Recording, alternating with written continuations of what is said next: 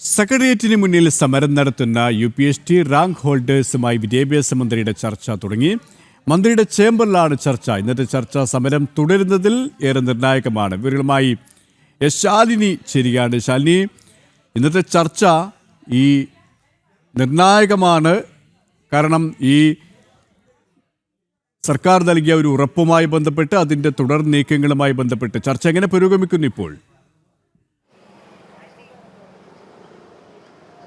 KP LPST rank ഹോൾഡേഴ്സിന് പിന്നാലെ UPST rank ഹോൾഡേഴ്സുമായും ഇപ്പോൾ വീണ്ടും വിദ്യാഭ്യാസ മന്ത്രി ചർച്ച നടത്തുകയാണ്. ഇവരുടെ സമരം പ്രതിഷേധം സെക്രട്ടേറിയറ്റ് പടിക്കൽ ഏകദേശം ഒരു മാസത്തോളമായി നീളുന്ന സാഹചര്യത്തിൽ കൂടിയാണ് ഇത്തരത്തിലൊരു അടിയന്തര ചർച്ചയ്ക്ക് വഴിവെച്ചിരിക്കുന്നത്.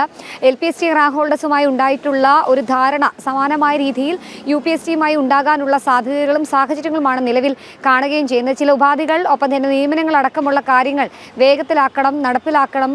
പുതിയ റാങ്ക് ലിസ്റ്റ് വരുന്നതിന് മുൻപ്, അതായത് പരീക്ഷാ നോട്ടിഫിക്കേഷനൊക്കെ വരുന്നതിന് മുൻപ് തന്നെ നിലവിലുള്ള റാങ്ക് പട്ടികയിൽ നിന്ന് നിയമനം വേണം എന്നുള്ളതാണ് UPST റാങ്ക് ഹോൾഡേഴ്സ് ആവശ്യപ്പെടുന്നത്. ആ ആവശ്യത്തോടെ എത്രത്തോളം വിദ്യാഭ്യാസ മന്ത്രി ചെവി കൊടുക്കും എന്നുള്ളതാണ് നമുക്കിനി കണ്ടറിയേണ്ടത്. എന്തായാലും ഏകദേശം ഒരു മണിക്കൂറിലധികമായി സെക്രട്ടേറിയറ്റിനുള്ളിൽ മന്ത്രിയുടെ ചേംബറിൽ ചർച്ച തുടരുകയാണ്. ചർച്ചയ്ക്ക് ശേഷം ഒരുപക്ഷെ ഈ സമരം തുടരണമോ വേണ്ടയോ എന്നത് അടക്കമുള്ള കാര്യങ്ങളിൽ നിർണായകമായ തീരുമാനങ്ങൾ ഉണ്ടാവുകയും ചെയ്യും. എന്തായാലും LPSTക്ക് പിന്നാലെ UPST റാങ്ക് ഹോൾഡേഴ്സുമായി ചർച്ചയ്ക്ക് മന്ത്രി തയ്യാറായിരിക്കുന്നു.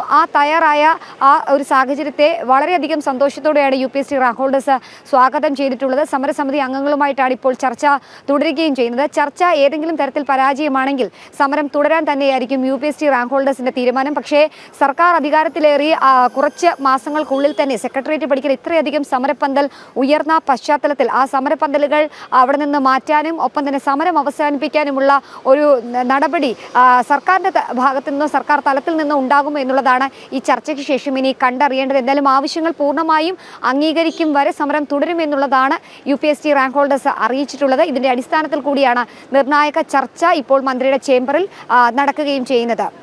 ശരി, നിർണായകമായ ചർച്ച പുരോഗമിക്കുകയാണ്. ശാലിനിയാണ് വിവരങ്ങൾ നൽകിയത്.